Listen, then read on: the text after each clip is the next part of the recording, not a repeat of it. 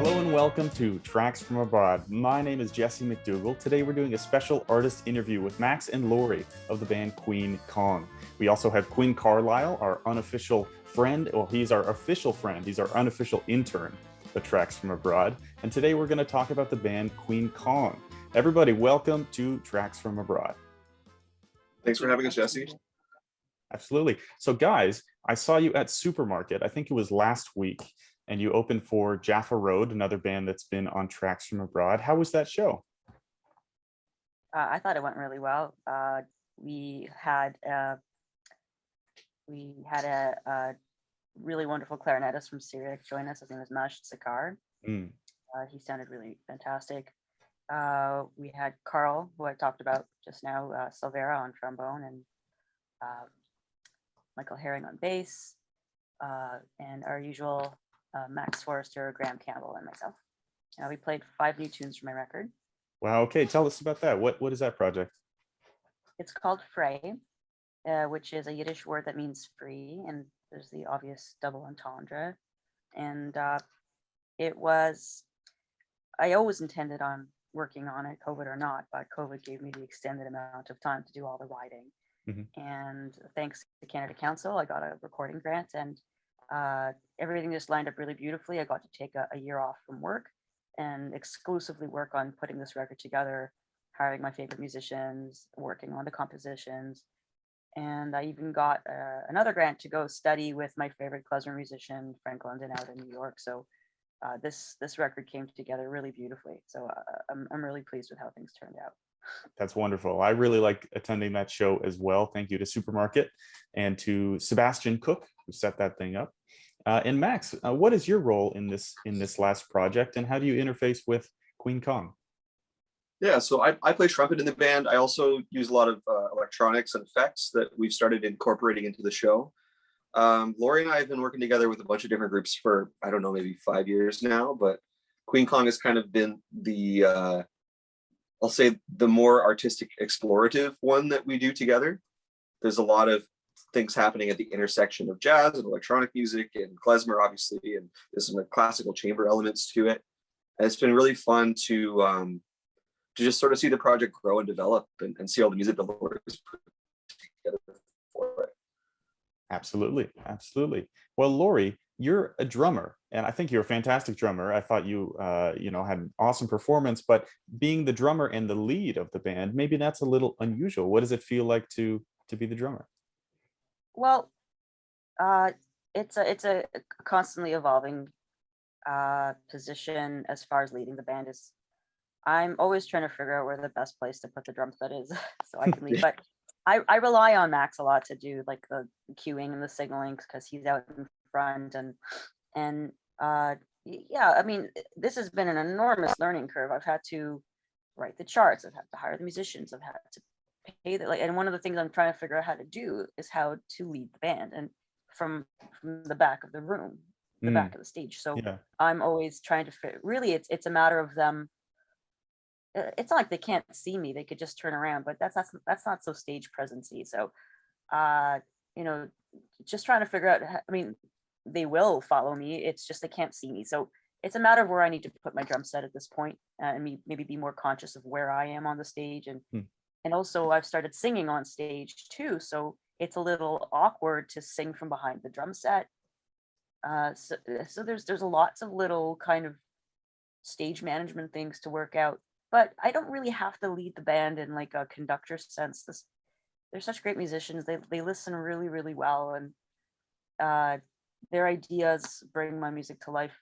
I've never taken any issue with nobody being present. So they make it easy. It's just from like a visual standpoint, like who's running the band, which normally I wouldn't care. It's just I find that like for example at Supermarket, I'm standing with 2 of my men musicians, and someone's looking for the band leader, and they automatically walk up to 2 guys. They don't even bother to check with me. So it's kind of like a matter of principle at this point that I stand out as the band leader. For all the girls out there who want to take on a leadership role. Honestly, I couldn't care less who comes across as the band leader, except for that. Are there any bands And led by women that inspired you as you were growing as a musician, or that you like now? uh, when I was growing up, I can't say I knew too many. I mean, can you? Uh, there Yeah, there's was, the band of course, Heart. I I mean, think that's there was, three women. whatchamacallit, Crazy on You. Yeah, There was Heart, Heart. Yeah, you just said that. Barracuda. Heart was big influence on me. I Nice. loved her. Indigo Girls. But I'm talking about jazz here. There was Mary Lou Williams. When I was 20 when I was at Humber, when I was 26, I won this competition called Sisters in Jazz, and that had female jazz mentors. So it was like an international competition. They scooped up their favorites, they put them in a band, and they sent them to the Lincoln Center with a mentor to do a bunch of performances, which was fabulous. And I got to work with Allison Miller. But this isn't me growing up. This is me as a grown up already. I really loved listening to Abby Lincoln and her like strong voice, Nina Simone. But there weren't any drummers. Yeah. When I was growing up, I didn't know of any until I hit my 20s and stuff. So largely, I could say female-led bands in Toronto right now. We're talking about Alini Morales. We're talking about Tamari Lana and all her projects. Hopefully, you know who I'm talking about here. Tara Davidson as well. Tara Davidson, absolutely. She has the Tara Davidson 9, and they're doing amazing stuff. I just saw someone last night at the Jazz Bistro, piano player Amanda Tossoff is doing great work. Terry Parker. These are all really, really wonderful female-led bands. And then, on a larger scene, Maria Schneider from New York, Allison Miller, Mary Lou Williams passed away not Mary Lou Williams. I'm sorry. Another pianist. I'm sorry, forgive me. These are all people I'm going to be looking up on the internet afterwards. So I'm not familiar with them, but I appreciate the shout out. Well, there's a lot of badassery that has to come in. And when you meet these women, you'll find that they're tough and that they come with they're kind, but once they've hit a certain age, there's like a please don't fuck with me kind of attitude that I'm sorry to say I'm slowly growing into. So Wow. So it's very interesting watching and learning from all the role model female musicians in Toronto. Absolutely. All right, Lori and Max, I have a question for you guys. I, for one, and might be safe to assume some of our listeners aren't too associated with klezmer music. So if maybe you guys could sum that up quick, and then I'm curious what kind of other special instruments or dances, or I also read that there were rituals that go along with it. Cool. So you did a bit of research, Max. Do you want to say something? Sure. Yeah. Klezmer, to my understanding, comes out of the music of the Eastern European Jews, and the songs that we're playing in the traditional klezmer style, some of them go back hundreds, if not thousands of years, and they've been passed down in an oral tradition for a very long time. And regional variations kind of happen within each scene. As a community, like Lori started building with the Toronto Klezmer Society, getting people to learn the music and to understand a bit more of the history. And that's how I sort of got introduced to the music. From there, what Queen Kong does is sort of take the flavor of that and the influence of that music and look at it through the lens of like New York-based free improv and John Zorn and artists like this, as well as the jazz influence, and try to sort of create something new out of that. Does that answer the question? Yeah. A follow-up for that would be that I read on your website that you guys, so you said you have all these different types of musicians in your band, but then you also have movers and shakers. I'm curious what the movers and shakers are and what they do. Oh, well, not to brag, but the musicians in the band are really heavy musicians who's running up there's brass. They're doing really well. They're going to put an album as well. We have Tom Richards, who he's in the Heavyweights Brass Band, the Human Rights, just really heavy people. You see, we have Nate, who's in Lemon Bucket Orchestra, and they all fit like, and Graham Campbell, who's I can't even describe this man. He's the most understated person. Like, he's very quiet, but he is a motherfucker guitar player. And I he writes the most beautiful music. He's just putting out his own records, and everyone's just in a really creative phase right now. We're all working on our own big projects. We also had some people sub in that are beautiful, like Allison Au, you know, 2-time Juno Award winner. And Carl, Maj at the last show. homage to the last. So we have this wonderful clarinetist who's come from Syria, and he's playing every night. He's doing really well. He's got his own group. He's in the Arab Jazz Orchestra. He's playing with Ahmed Maneka, who's just killing it out there. Yeah, and so who else has been said? Rebecca Hennessy sat in. We've got Tanya Gill. We've Michael Herring. These really fabulous musicians have given their time to the project, and yeah, they're, to me, in my head, they're synonymous with people who really bring it to and phone it in. One of my favorite things. Itself, oh, sorry. Go ahead. no, please. One of my favorite things about this. One of my favorite things about this band is that generally it's me, Laurie, and Graham pretty much all the time. And then the trombone, the clarinet, and the bass function, we get a lot of subbing in and out. And so there's like the people who played the record who are generally the people who are at the core of it. But at any given show, there can be different people who are coming from different influences. So maybe they're coming more out of the jazz world.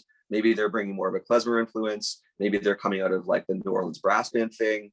And all of these influences kind of get mixed into the show depending on who's in the room at the time. That's right. Yeah, yeah. Max said it. We have on the record, if you get a chance, well, it hasn't been dropped yet, but when I do, I'll let you know, obviously. So we have Michael Winograd from New York. We brought him in to do the record because he's frankly one of the best clarinetists in the world. There's no, I mean, the best klezmer clarinetist in the world. It's a guy who's devoted his life to interpreting klezmer music. So he was the right choice to bring that old world sound. And we have Beth Silver, who has done a deep study of klezmer music on the cello. So it's a really cool, deep, dark, unique sound. And I wrote a piece for her, and she arranged a piece for me. And then Frank London from the Klezmatics arranged a piece for all of us. So she's featured on the record pretty prominently. Also, we have Jaron Freeman Fox, who's a Toronto staple. He's laid down some solos and some pieces for other tracks. And honestly, it's a killer record. It's really full.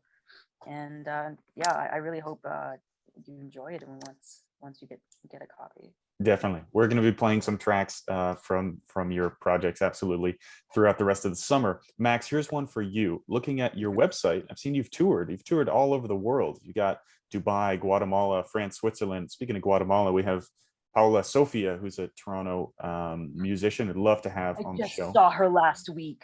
Okay, go ahead. Tell us. She sings with her band. I saw her with her band last Sunday, the first Sunday in April at Drome, and it was like Sunday's supposed to be like the quiet night at Drome, so you know it's less hectic. Nobody's standing on a table and stuff like that, and she drew me, and her voice is magnificent. Yeah. Her pitch is perfect. Her voice is lush, and it was a quartet, and it was fantastic. And yeah. We're gonna have to get her on the show. I know she's very talented. Yeah, I can't see any scenario where I could collaborate. Like I'll figure something out because I would love to work with her. She's a fabulous player. So Max, of all these countries, which ones have you enjoyed going to? Which shows do you remember? Man,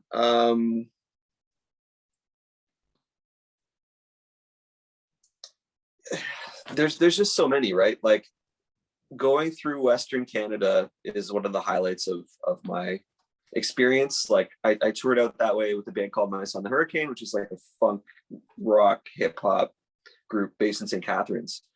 We did a tour where it was my first time going into the mountains out Alberta way and BC and driving all the way across the country, stopping in cities along the way, and to go through the prairies for a long time. Anyone who's done that cross Canada drive will sort of understand, like you're just in flat land that looks the same for a very long time. And then suddenly the mountains appear in front of you. And they're initially this tiny little thing, and then they get closer and closer and closer. And having done that has really, like, the shows were amazing all along the way, but that experience of the trip it has become something that I really love. And I try to do it at least every year or two, just head out that way. I have some family in Alberta, and it's beautiful. In terms of like specific shows,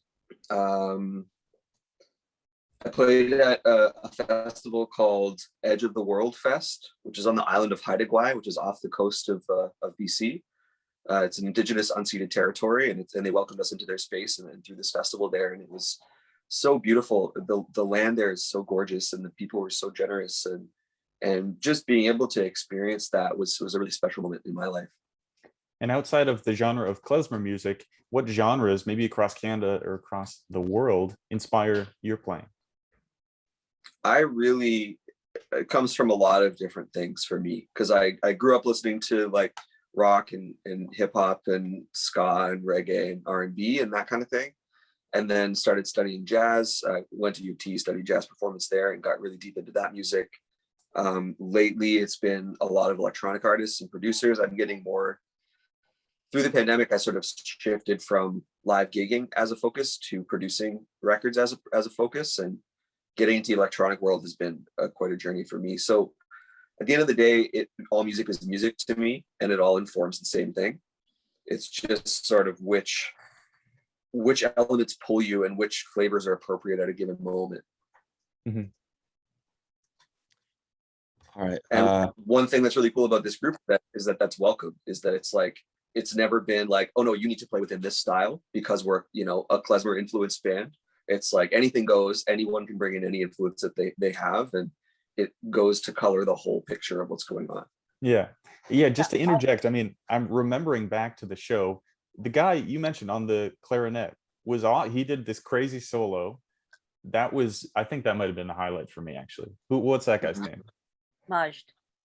People love Majd. Majd. Majd, Yeah, like that guy was amazing. Obviously, the drumming was fantastic. I remember. So, Max, you're saying you had like effects on your trumpet. That was really cool too. Never seen that before. But anyway, yeah, a lot of influences on that show. Very cool. Like the music for me comes from a klezmer place, so I do tell people to keep that in mind. So, like I do ask them to listen to klezmer, try to pick up some of the inflections and ornamentations, and just the lilt of it. There's some players who could be very, very talented instrumentalists and just not fit the bill because they sound too straight. Majd coming out of a Middle Eastern sound, which sounds like the clarinet playing there very closely matches the Eastern European sound. The trills and the bends and the ornamentations and this thing called a krecht, which maybe I'll explain later if you want. So we're curious about what radical Jewish culture is, and then how much of an influence it has on this group's music. Okay, so when I was 19 and everyone was listening to like Britney Spears, I was listening to John Zorn, which is why I had no friends. But the best explanation I heard was if like klezmer music hadn't been like rudely interrupted by the Holocaust, it would have taken the same trajectory as jazz and blues and gone off to form subgenres and have other influences. And that's what music, especially klezmer music, that's what it is, because klezmer musicians were nomadic. They would go from town to town, and along the way they'd pick up a melody from Hungarian musicians, from Roman musicians, from Lithuanian musicians. So you'll hear a very familiar melody and you'll be like, oh, I thought that was a Lithuanian tune or a Litvak tune or whatever, and it probably is, but played through a Jewish consciousness. So John Zorn described, I think it was Zorn, described his music as what would have happened if the music had been allowed to progress naturally. And it's kind of like this idea that Ornette Coleman meets klezmer. Mm-hmm. Ornette Coleman and in fact, I think John Zorn, hopefully I'm correct in this, has been called the Jewish Ornette Coleman. Yeah. Speaking of that guy, Ornette Coleman, I think it's a familiar name because I watched a documentary called Fire Music at Hot Docs, which was all about the free jazz movement. I think he's involved in that, right? So Max, Well, it's not a very good documentary. say again. Oh, if You it's must be not, yeah. saying it's not a very good No, documentary. no. It involved, it was about many different people. And as I understand, in New York City, a lot of these artists lived around like one neighborhood. So it was like a really dense, highly concentrated jazz scene. But Max, free jazz is something you participate in. What does it mean to you? And how is it, I don't know, how's it affected your education as a trumpet player? Sure. Well,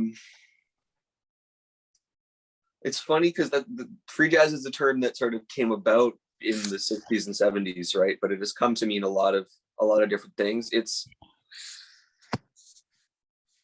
To me, it sort of exists coming out of jazz and with jazz as the reference material, but it's more of a free expression with no limitations. Like, people imagine jazz as ting, ting, ting, ting with the bass that goes like this, and then that's what people imagine when they think of the music. And the goal of free jazz, I believe at the time, was what happens if we take all of that away? What happens if we take away the expectations that the listeners have and the expectations of the tradition, and we just take the idea of expressing and express however we want to in whatever direction we feel pulled to do. Yeah. That's my understanding of it. Yeah, I was listening to your Bandcamp last night. I think it was one of your songs. It had this spoken portion where the guy was saying, "I have an allotted amount of time. I have this instrument. I know like the basic functionality, and I'm just trying to, express whatever comes to mind." He doesn't know what's going to come out of his instrument. Yep. That's the case in free improv, in jazz a lot of the time, in klezmer music as well. Any kind of music, I think, where you're improvising at a certain level, that's what it is. Like, as a musician, the music comes through you through the medium of your instrument. If it's really happening, you're not present. You're not like choosing what's happening.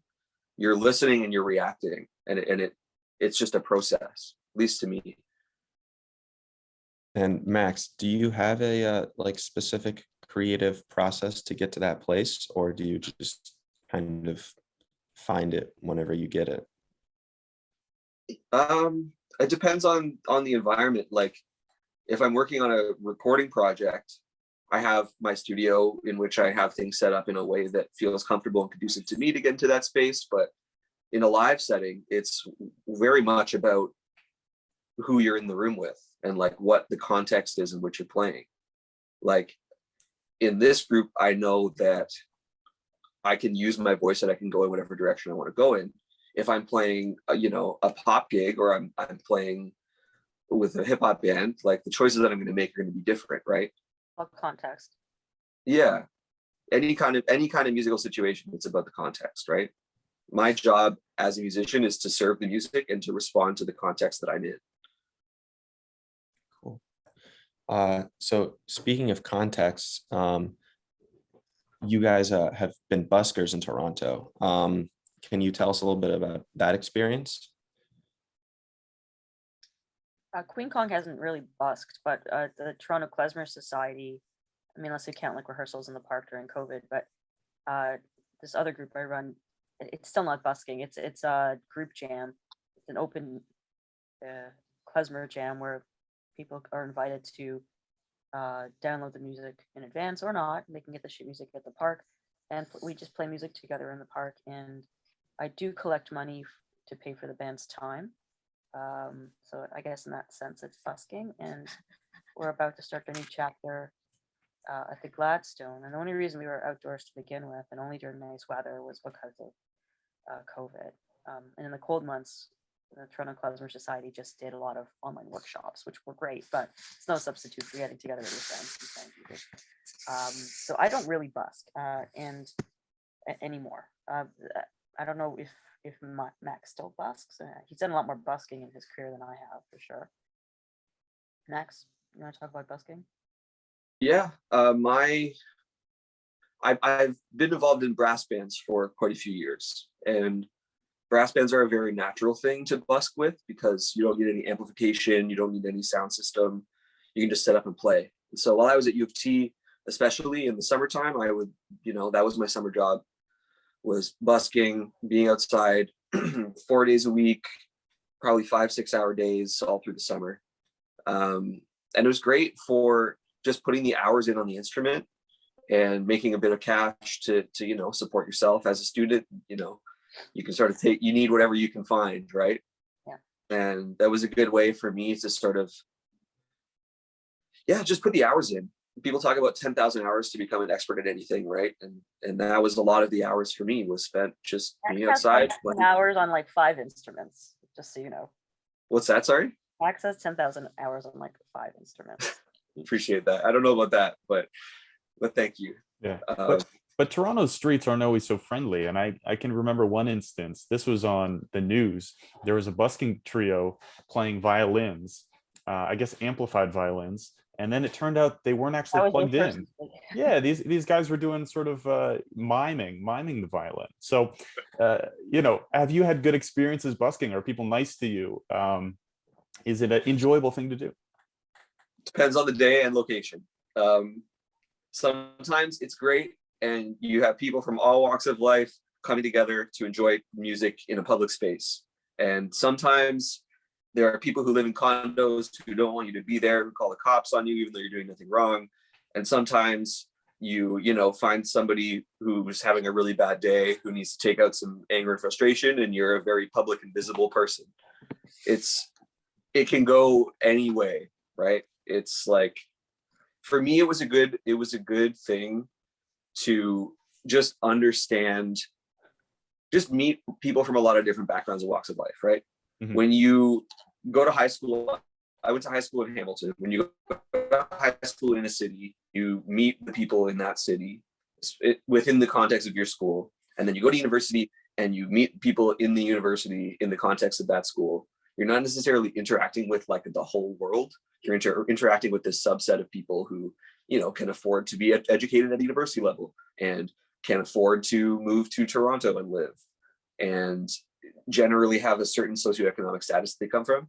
When you're busking, you just meet everybody, from really, really rich to really, really poor, to people who are just trying to make a living and survive. And in Toronto specifically, such diverse people. You meet people from all over the world who love different kinds of music, and people will come up to you as a musician and say, hey, like, I played the trumpet when I was in grade 6. It's really cool to see you're still doing it. Mm-hmm. There's a lot of people who, busking was great. I don't do it too much anymore. I know a lot of people who do, and it's a hustle like anything else, right? Absolutely. Well, Laurie, you're performing, thinking back to Supermarket. What does it feel like to perform, to be the lead of the band, to be speaking in between the songs, and to really have all the attention focused on you? That must be very satisfying. I'm getting better at it. Speaking into a microphone, I kind of inherited a position where I was in charge of the Toronto Klezmer Society, and it was up to me to announce the songs and do the banter, and I wasn't very good at it. I still don't think I'm very good at it, but at least I don't mumble anymore, and maybe I don't say such stupid crap all the time. I don't know. What do you think? You've gotten a lot better. You got a lot more comfortable on the mic. Max is being very generous. I'm a lot better. Anyway, and you see like a performer who's like a seasoned, like a woman like Tamara Lana, who's been performing since she was 6, and to see the poise she has on stage, and it's now I'm at the point where I'm like, okay, let's take this up a notch. I'm not just a composer. I'm not just a drummer. I'm the center of attention here, and I need to bring that element. I need to speak to the audience. I need to be sincere, or maybe a little funny. I'm just trying to take cues from people who have been doing it a lot longer, and it's fun. Like, I really enjoy it. I really love people. I love meeting people.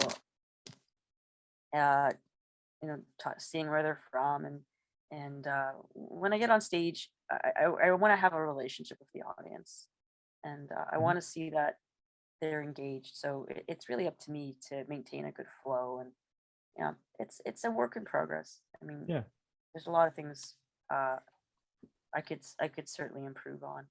Like the I just- impulsivity of what I say into a microphone sometimes appalls me. Well, here I am with my microphone. Who knows what's going to come out next? As we wrap up here, guys, let's talk about any other shows you have planned for Queen Kong or upcoming projects. Well, Queen Kong is going to be in the Toronto Jazz Festival, which is pretty cool. Nice. And we're performing during Jewish Music Week, which is our next show, May 27th. And we are going to, what else? Well, there's like a sister band to Queen Kong, which is my wedding band. So everybody in Queen Kong is also in the wedding band, so just we can play together more. So we're playing a lot of weddings because I love playing weddings, because I get to play really fun Jewish Klezmer music on a top 40.